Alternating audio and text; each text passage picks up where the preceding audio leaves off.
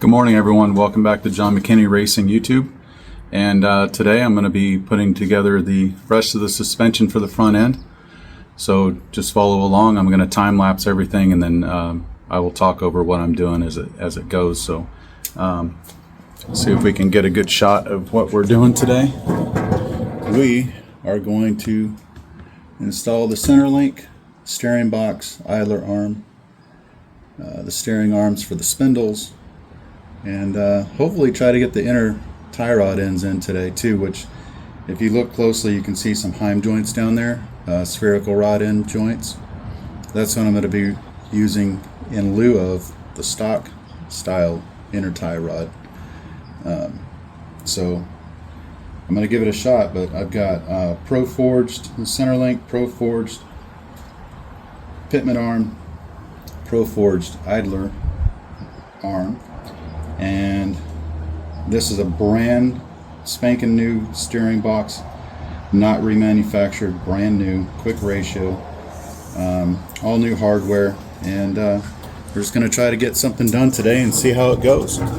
So hopefully you can get something out of it, and I will try to do my best to get you some good footage of what I'm doing. So follow along, and don't forget to like and subscribe. Thank you. So the first thing we'll do is we're going to assemble the lower ball joint. And to do that, you don't want to do it dry. We do want to have a little bit of grease to work with, so we'll smear some grease into the housing, followed by putting some grease on the ball end of the stud. Insert that through the bottom, and we'll take the cup, which is also the adjuster, and we'll throw some grease in that. Not a lot, just enough to get so we're not dry. And then put that in until there's no end play, vertical end play. And then after that, we can back it off just a hair to get the set screws in.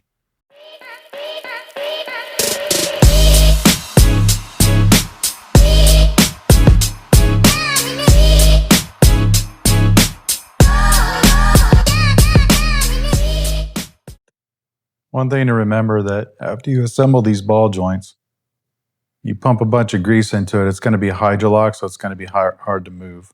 It's nothing to worry about. You just got to move the grease around in there. So after you pump the first few pumps of grease in there, move the pin around. It's going to be bound up for a minute, but just move it around and it'll be fine. You can move on with the rest of the assembly of the suspension.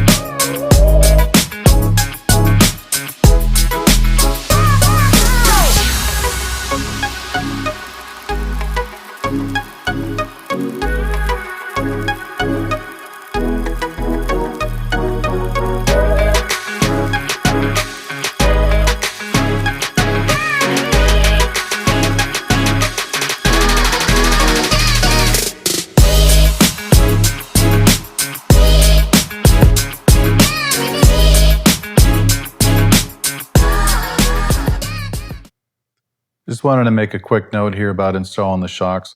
I'm installing the shocks without the springs because I still have a lot of work to do with getting the front end situated where I want it as far as the bump steer, figuring out the travel with the alignment and whatnot. And it's just much easier to do it without the springs installed. So those will be installed later.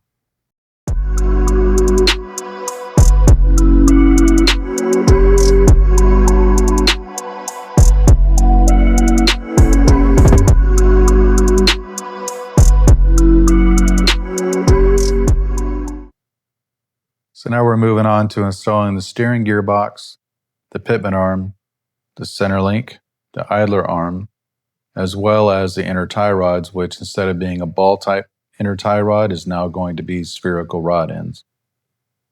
Also, the reason I didn't go to rack and pinion is because I didn't see too many options out there that I liked for mounting them to the second gen Camaro, as well as if I did find something, I would have to cut up the cross member to do it, and I just didn't feel like doing that. Not only that, but I think in its entirety, replacing everything from the steering box, from left side of the frame to the right side of the frame, everything in between, I think it was less than $600 or maybe $600. Rack and pinion starts at about $1,000 for a decent unit. So I'm happy with this setup, and I've never had any problems with it, and nothing is in my way. I've already shaved about 180 pounds off the car, so I'm not worried about the weight of the gearbox. So anyway, just enjoy the rest of the video, and thanks for watching.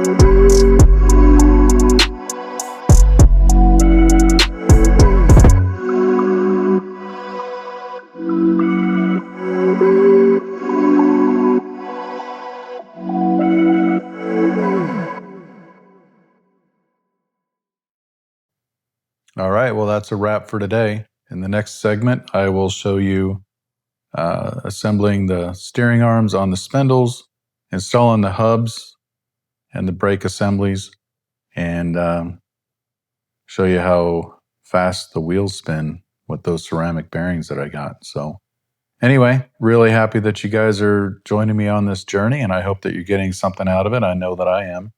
Don't forget to like and subscribe. Thank you.